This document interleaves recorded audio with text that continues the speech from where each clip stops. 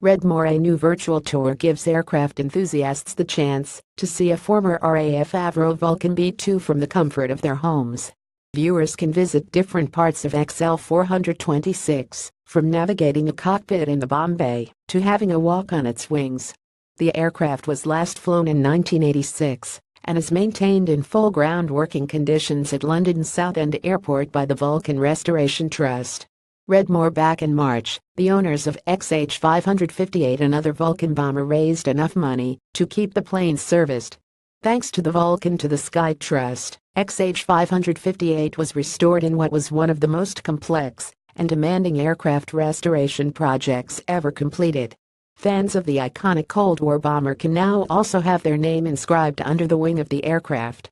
Built in 1960, xl426 entered service with the RAF, carrying Britain's nuclear weapons into the heart of the Soviet Union.